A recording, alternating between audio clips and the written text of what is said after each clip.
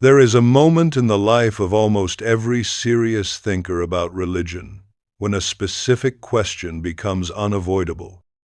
Not the question of whether God exists, not the question of which tradition has the most accurate account of the divine, not even the question of why there is suffering in a world supposedly created by a good and powerful God. The question is simpler and more fundamental than all of those, and it is this: if there is a God who created the universe according to laws, who built into the fabric of reality the regularities we call nature, then what would it mean for that God to violate those laws? What would it mean for the creator of the order of things to suspend that order? What would it mean for the author of the rules to break them? This is the question that Baruch Spinoza sat with in his small room in Amsterdam while grinding lenses to survive. And the answer he arrived at was so precise, so rigorously argued, and so genuinely disturbing to religious orthodoxy that authorities across Europe banned his books and called him the most impious man alive. His answer was not the answer of an atheist. Spinoza believed in God with a completeness and a philosophical seriousness that most of his critics could not match. His entire philosophical system was built on the reality of God.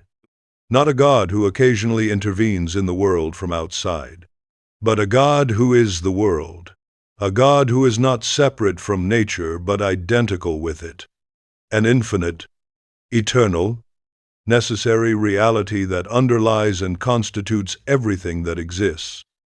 He called this God Deus sive Natura, God or nature, two names for one infinite substance.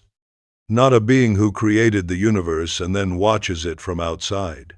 Not a divine craftsman who built a machine and now occasionally reaches in to fix it. But the universe itself, in its infinite depth and its necessary self-unfolding, understood from the inside as well as the outside.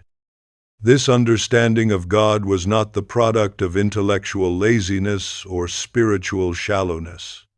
It was the product of the most rigorous philosophical thinking Spinoza could bring to bear. He constructed his ethics the way a geometer constructs proofs, definitions, axioms, propositions, demonstrations, corollaries, step by careful step, no assumptions that were not examined, no conclusions that were not earned. And it was precisely because of this understanding of God that Spinoza concluded, with complete philosophical rigor, that miracles are not just improbable. They are logically impossible. Not because God does not exist, but because God is too real, too fundamental, too woven into the very fabric of what is, to do what the concept of miracle requires. Here is what I promise you by the end of this exploration. You will understand exactly why Spinoza says miracles are impossible, not as an expression of skepticism, but as a consequence of taking God with complete seriousness.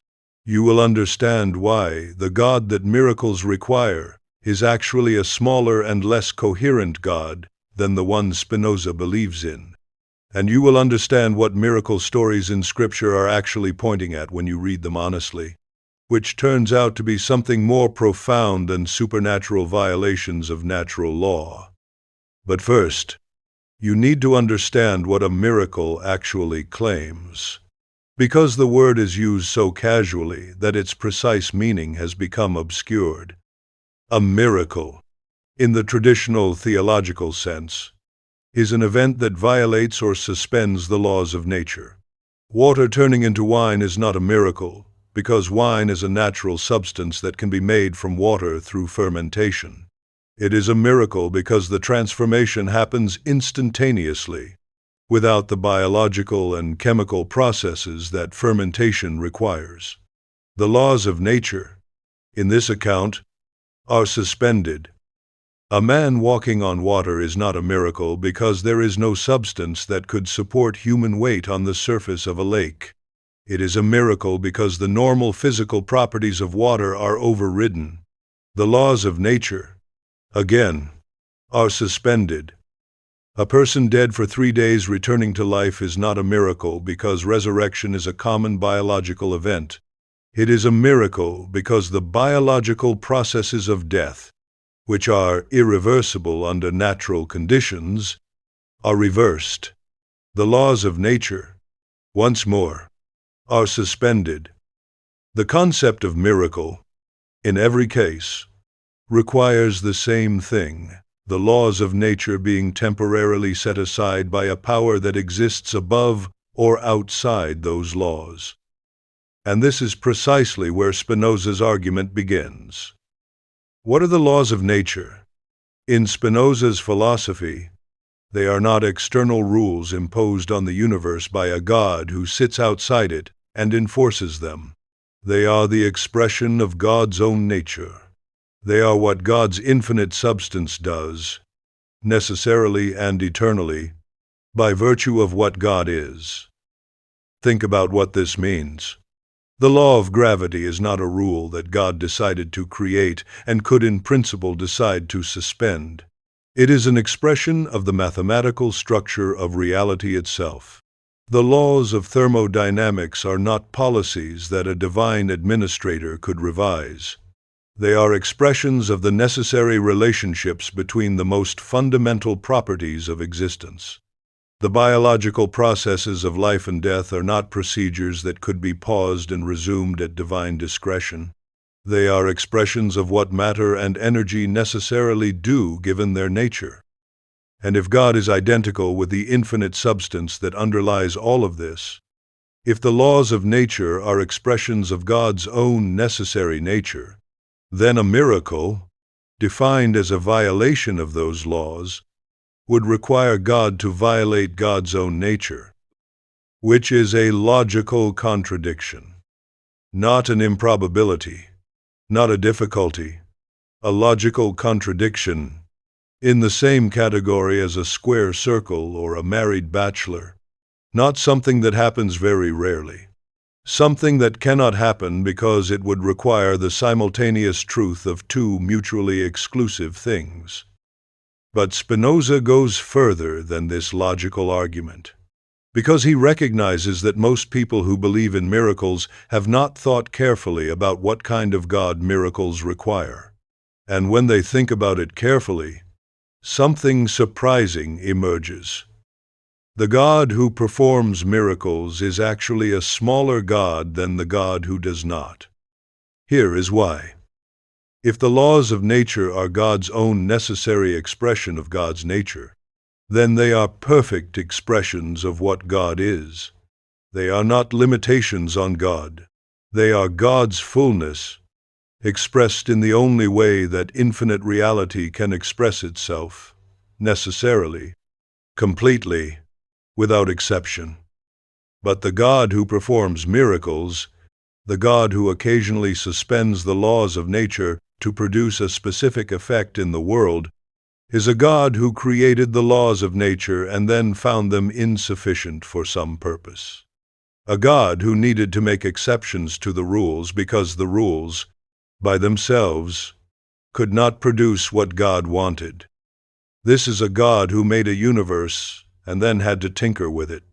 A God whose creation was so imperfect that it required ongoing correction. A God who is somehow bound by the very system God created, needing to intervene from outside to produce effects that the system cannot produce on its own. Spinoza finds this conception of God philosophically incoherent. And more than incoherent, he finds it genuinely diminishing.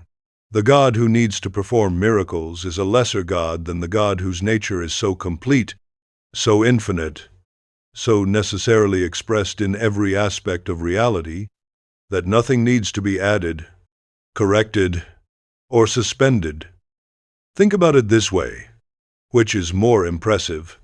A composer who writes a symphony but occasionally has to stop the orchestra and correct wrong notes, or a composer whose work is so complete and so perfectly realized that it unfolds without any need for intervention? Which architect is more skilled?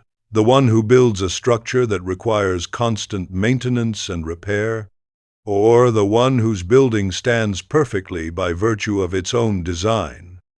Spinoza is saying that the God of miracles is the first architect. The God he actually believes in is the second. And there is something else that Spinoza notices about the God of miracles that is rarely discussed. The God who performs miracles is a God who responds to prayers and supplications, a God who can be petitioned, who can be persuaded by the right words or the right sacrifice or the right act of devotion to intervene in the natural order on behalf of a specific individual or group. But think about what this requires. It requires that God be changeable, that God's intentions regarding the order of nature can be modified by human action or human pleading, that the infinite and eternal reality at the foundation of existence can be swayed by the prayers of a finite creature. Spinoza finds this conception not just philosophically incoherent, but almost disrespectful of what God actually is. The infinite substance does not change its mind. It cannot be petitioned into doing something other than what its nature necessarily requires. It is not a being with moods and preferences and the capacity to be moved by flattery or sacrifice.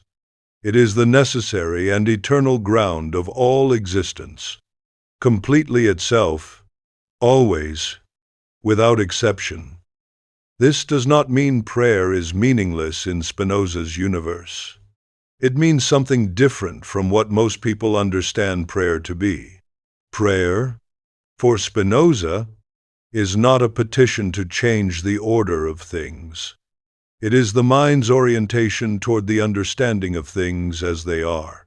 It is the turning of attention toward the infinite substance that underlies everything, not in the hope of changing it, but in the practice of understanding it more completely. And that understanding, Spinoza says, is itself the highest form of contact with the divine. Now here is what I want you to sit with for a moment. Has there ever been a moment in your life that felt like a miracle? Not a supernatural event, not water turning into wine or the dead coming back to life, but a moment where reality showed you something you had not expected, where circumstances aligned in a way that seemed to have a meaning beyond coincidence, where you encountered something in an ordinary moment that felt genuinely extraordinary. Write it in the comments. One sentence. Not a theological claim, just the experience itself. Because Spinoza has something to say about exactly those moments. And it is not what you might expect from a man who denies miracles. Now let us talk about what Spinoza says nature actually is. Because this is where his argument moves from the merely logical to something genuinely transformative. In the dominant religious framework of Spinoza's era, nature was understood as a machine. God created it, set it in motion, and then existed separately from it, watching from outside, occasionally reaching in to adjust things when necessary. Nature was the creation. God was the creator. Two separate things with a relationship between them.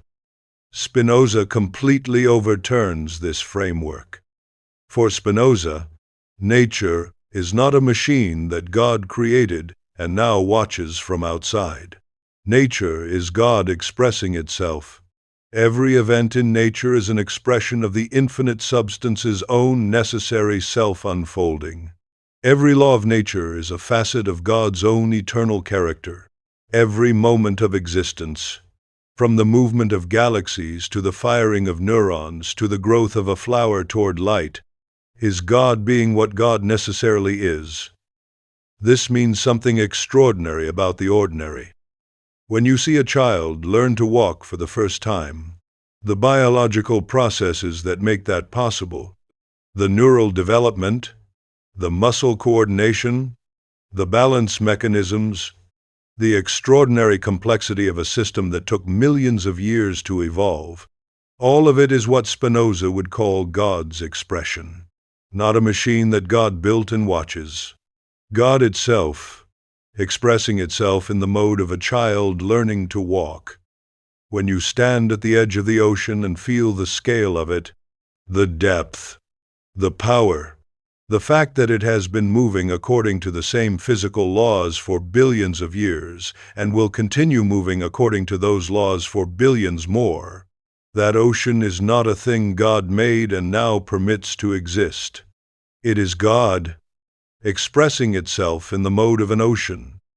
When you hold someone you love and feel the warmth of them, the weight of them, the reality of them, the extraordinary improbability of this particular human being having come into existence at all, that person is not a creature God designed and inserted into the world.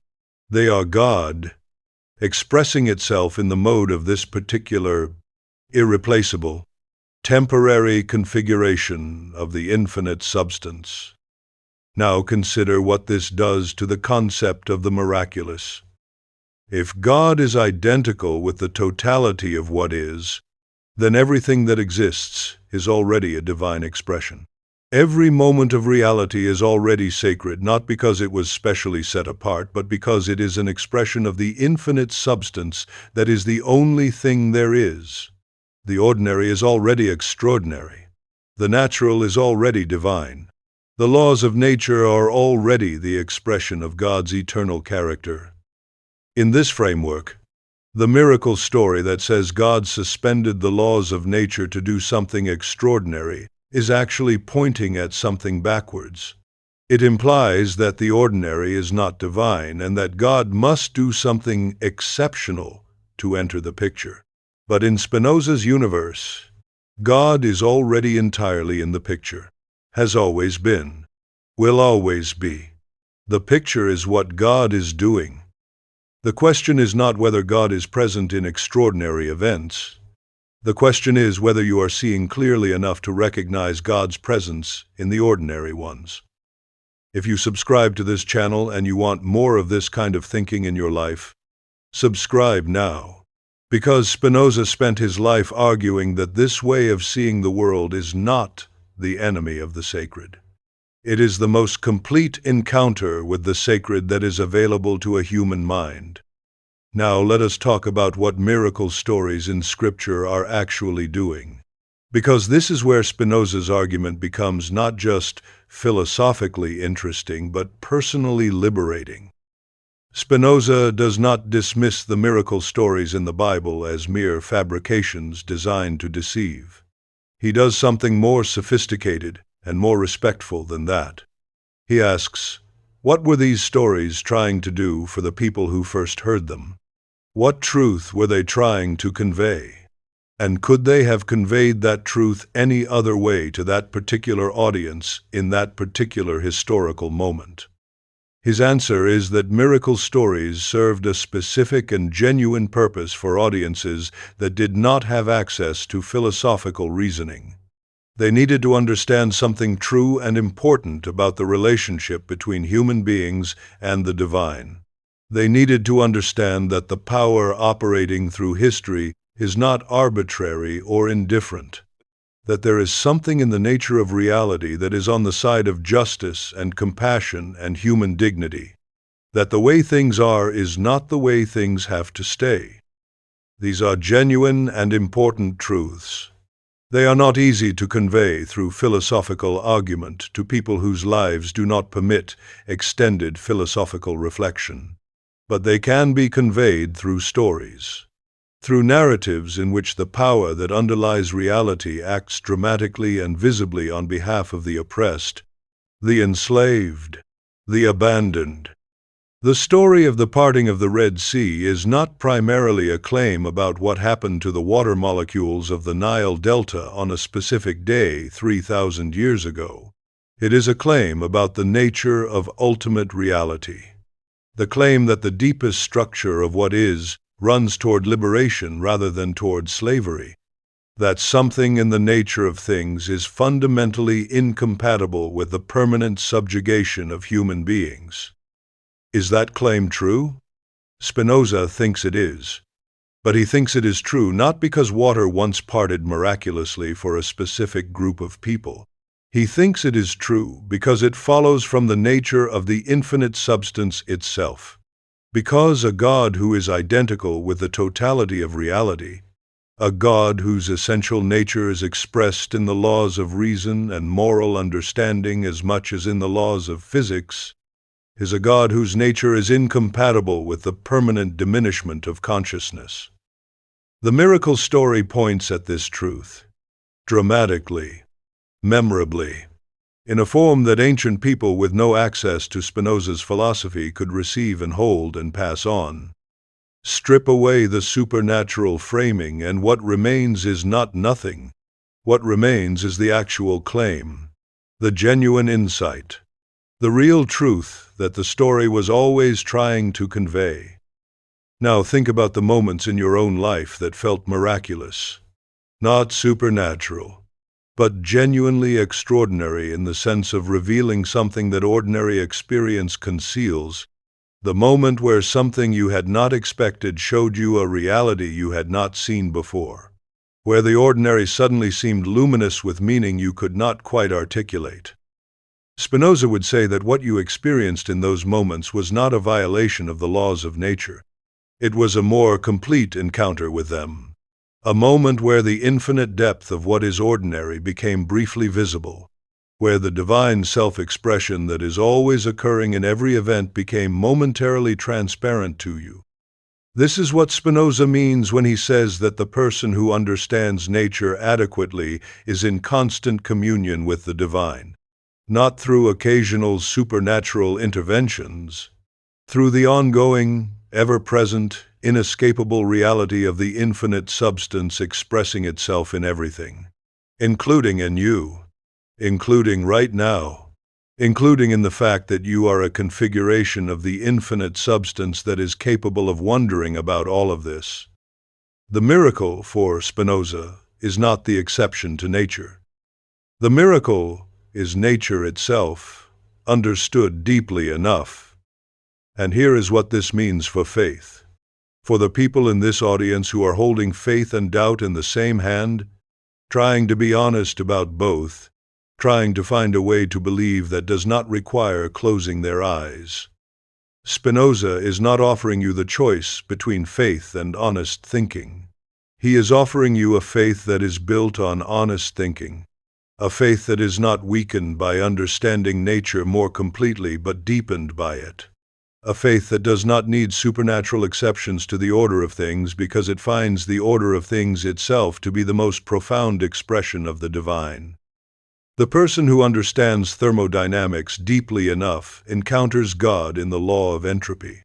The person who understands evolutionary biology deeply enough encounters God in the billion-year process by which consciousness emerged from matter. The person who understands neuroscience deeply enough encounters God in the extraordinary fact that a 3-pound organ made of fat and protein can contemplate the nature of infinity. None of these encounters require a miracle. All of them are more profound than any miracle could be, because they do not require reality to do something exceptional in order to be extraordinary. They find reality itself, in its ordinary, law-governed, necessary unfolding, to be the most extraordinary thing there is. And here is something that Spinoza says that most accounts of his philosophy miss entirely. He says that the intellectual love of God, the highest form of understanding he describes, produces joy, not the dry, cold, purely theoretical joy of having solved a puzzle, but a joy that he calls beatitude, a joy that does not depend on circumstances, a joy that arises from the recognition of what is, in its fullness and its necessity and its complete reality. People sometimes imagine that a philosophy that denies miracles must be a philosophy of sadness, that stripping away the supernatural must produce an experience of loss, of diminishment, of a world grown smaller and colder and emptier than it was before. Spinoza's experience was the exact opposite. He found that as his understanding of the nature of what is deepened, The world grew larger, not smaller. More present, not less. More alive with meaning, not emptied of it. The divine presence did not diminish when he stopped believing in miracles. It expanded to fill everything, because everything became transparent to it. This is what he is offering you.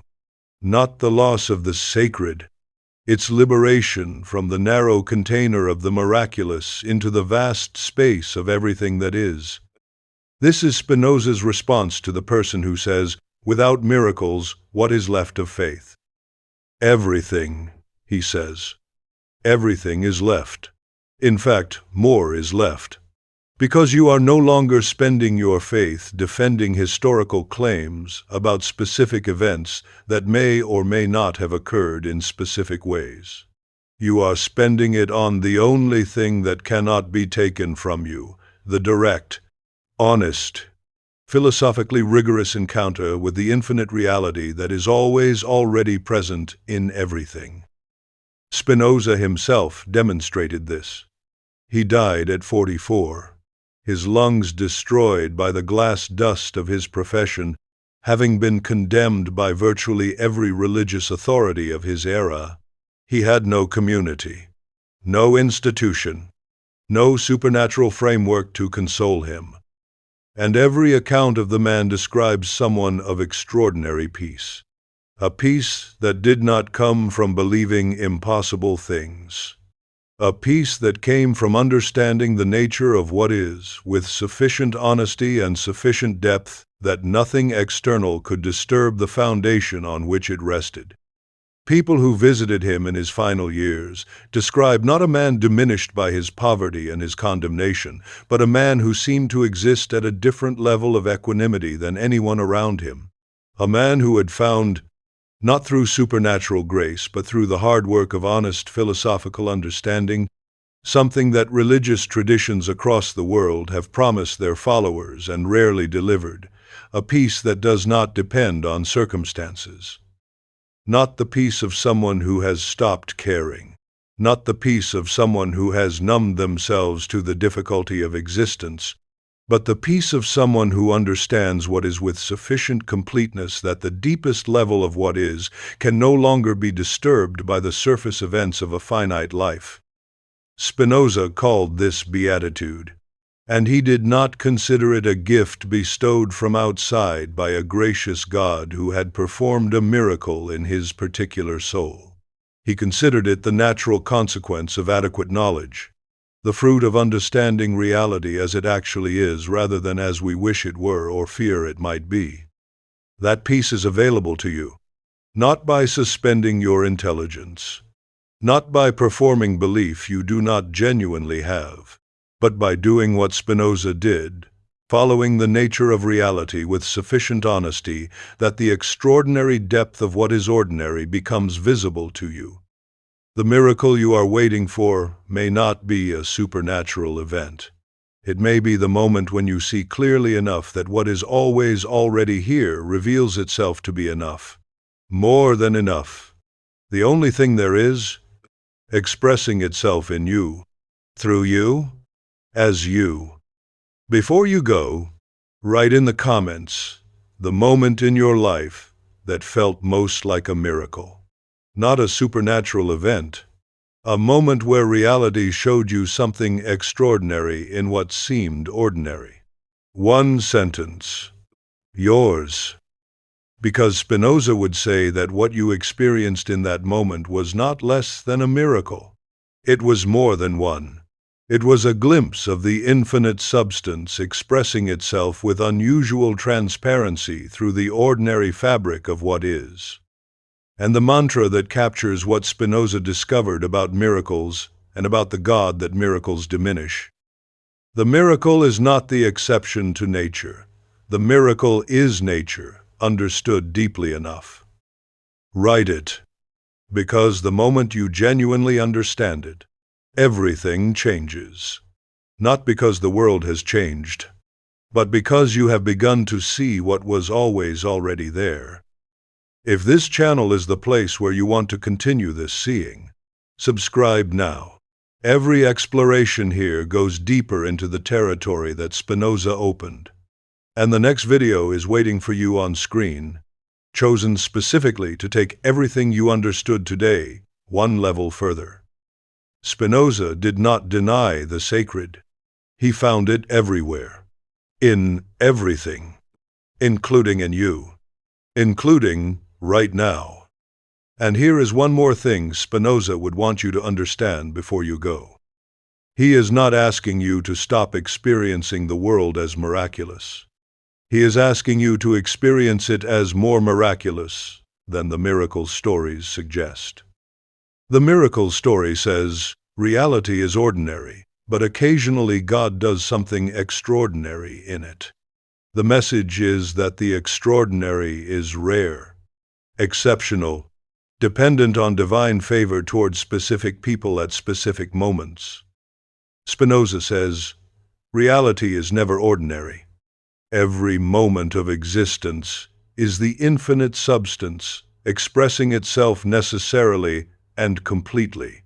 Every particle of matter, every wave of energy, every firing neuron, every moment of consciousness is the divine self-expression.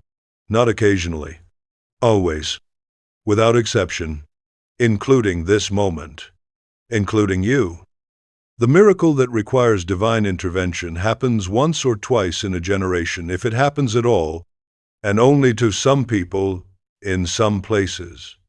The miracle that Spinoza points at is happening right now, everywhere, to everyone, in every breath and every heartbeat and every moment of awareness. You are already inside the miracle.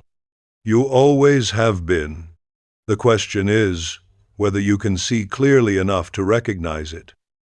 If you know someone who is struggling with exactly this question, someone trying to hold faith and honest thinking together without choosing between them, share this video with them. Because Spinoza spent his life trying to reach people capable of seeing this clearly, and that clarity is more available than most people realize. Before you go, write in the comments the moment in your life that felt most like a miracle. Not a supernatural event. A moment where reality showed you something extraordinary in what seemed ordinary. One sentence. Yours. Because Spinoza would say that what you experienced in that moment was not less than a miracle. It was more than one. It was a glimpse of the infinite substance expressing itself with unusual transparency through the ordinary fabric of what is. And right where you are watching from, your country, because this exploration is happening everywhere simultaneously, in every language, among every person who has ever looked at the ordinary world and felt that there was something extraordinary hiding inside it that they could not quite name. Spinoza named it, with more precision and more honesty than almost anyone before or since. And what he named it was not less than what religious traditions have always been pointing at. It was more. The mantra that captures what Spinoza discovered about miracles and about the God that miracles diminish. The miracle is not the exception to nature. The miracle is nature, understood deeply enough. Write it, because the moment you genuinely understand it, everything changes. Not because the world has changed, but because you have begun to see what was always already there. If this channel is the place where you want to continue this seeing, subscribe now. Every exploration here goes deeper into the territory that Spinoza opened.